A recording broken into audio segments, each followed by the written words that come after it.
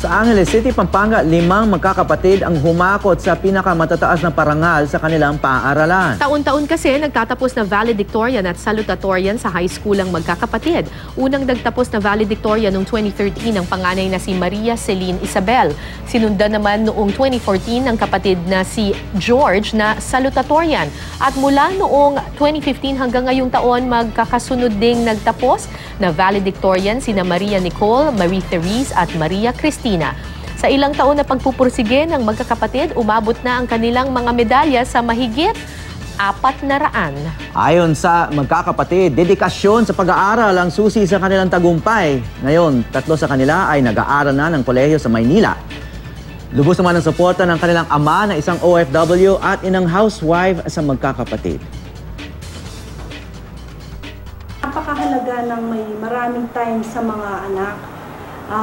Sinisigurado kasi namin na kapag may mga mahalagang pangyayari o event sa school, talagang yung suporta nandoon sa mga anak. Kung wala pong faith kay God, hindi mo po ma-achieve yung mga gusto mo pong ma-achieve.